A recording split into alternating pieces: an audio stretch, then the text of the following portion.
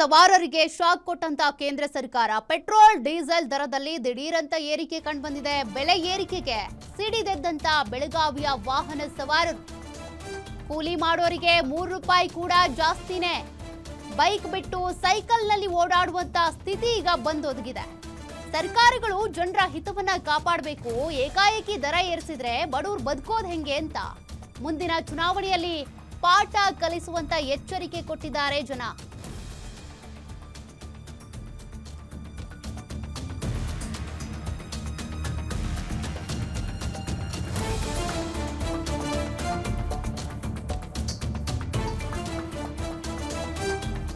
Petrol ಹಾಗೂ diesel ಏನು ದರವನ್ನು ಏರಿಕೆ ಮಾಡಿರ್ತಕ್ಕಂಥದ್ದು ಕೇಂದ್ರ ಸರ್ಕಾರ ಏನು ಪೆಟ್ರೋಲ್ಗೆ ₹3 ಪೈಸೆಯನ್ನು ಹೆಚ್ಚಿಗೆ ಮಾಡಿದರೆ ಡೀಸೆಲ್ಗೆ ₹12 ಪೈಸೆಯನ್ನು ಹೆಚ್ಚಿಗೆ ಮಾಡಿರ್ತಕ್ಕಂಥದ್ದು. ಸದ್ಯ ಬೆಳಗಾವಿ ಜಿಲ್ಲೆ ಯಾವ ರೀತಿ ಪರಿಸ್ಥಿತಿ ಇದೆ ಯಾಕಂತಂದರೆ ನಾವು ನೋಡ್ತಾ ಇರೋದು ಪೆಟ್ರೋಲ್ ಬಂಕ್ನಲ್ಲಿ ಸದ್ಯ ಇವತ್ತು ಏನಂತಂದರೆ ಒಂದು ಪೆಟ್ರೋಲ್ ದರ ಏನಂತ 1 ಲೀಟರ್ ಪೆಟ್ರೋಲ್ ದರ ₹106 ಆಗಿರ್ತಕ್ಕಂಥದ್ದು.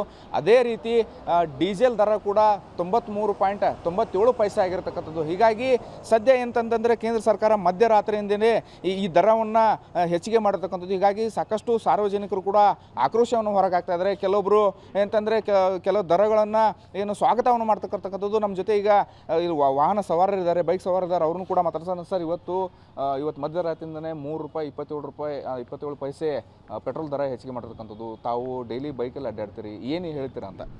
ಸರ್, ನಾವು ಮೊದಲೇ ಬಂದುಬಿಟ್ಟು ನಾವು ಇವಾಗ ಕೆಲಸ ಮಾಡಬಾರ್ದು ಝೊಮ್ಯಾಟೋದಲ್ಲಿ. ನಮಗೆ ಝೊಮ್ಯಾಟೋದಲ್ಲಿ ಕೊಡೋದಂತ ಅಂದರೆ 2 ಕಿಲೋಮೀಟ್ರ್ ಮೇಲೆ ಹೋದರೆ ಕೊಡೋದು ಕೇವಲ ₹20. ಆದರೆ ಇದು ಸರ್ಕಾರ ಏನು ಮಾಡ್ತಿದೆ, ನಮಗೆ ಯಾವುದೇ ರೀತಿಯ ಮುಂಜಾಗ್ರತೆ ವಾಹನದ ನಮಗೆ ಏನೋ ರೀತಿ ಸಂರಕ್ಷಣೆ ಕೊಡದೆ ಕೇವಲ ಅವರು ಏನು ಚಾರ್ಜನ್ನು ಜಾಸ್ತಿ ಮಾಡ್ತಿದ್ದಾರೆ ಪೆಟ್ರೋಲಿಂದು. ಇದು ಕೂಡ ಜನಸಾಮಾನ್ಯರಾಗಿರ್ತಕ್ಕಂಥ ನಮಗೆ ನಾವು ಝೊಮ್ಯಾಟೊ ಕೆಲಸ ಮಾಡೋರಿಗೆ ತುಂಬ ಪರಿಣಾಮ ಬೀರ್ತಾಯಿದೆ. ಯಾಕಂದರೆ ಈ ಸುಮಾರು ಒಂದು ವರ್ಷ ಆಯಿತು ಜಾಸ್ತಿ ಮಾಡ್ಕೊತ ಹೋಗ್ತಾಯಿದ್ದಾರೆ.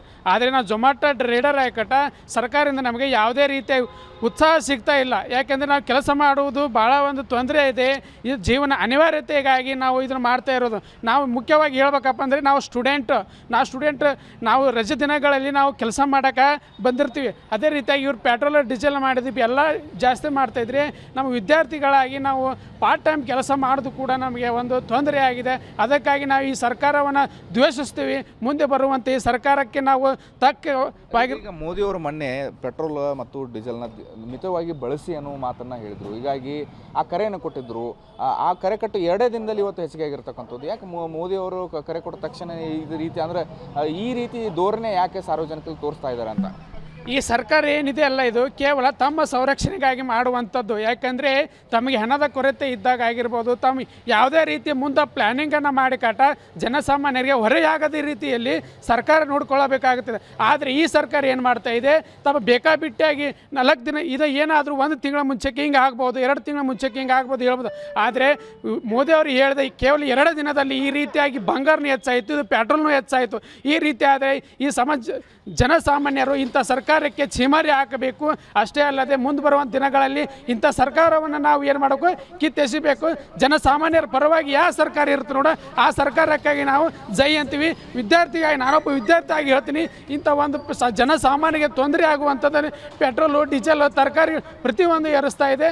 ಅದಕ್ಕಾಗಿ ನಾನು ಈ ಒಂದು ಸರ್ಕಾರವನ್ನು ದ್ವೇಷಿಸ್ತೀನಿ. ಮುಂದೆ ಬರುವಂಥ ನನ್ನ ಒಂದು ಓಟಿನ ಮಹತ್ವದ ಇರ್ಬೋದು ಎಲೆಕ್ಷನ್ಗಳಲ್ಲಿ ಅವರಿಗೆ ತಕ್ಕ ಶಾಸ್ತಿ ಮಾಡೇ ಮಾಡ್ತೀನಿ, ಅದು ಈ ಮೂಲಕ ತಿಳಿಸುತ್ತೇನೆ.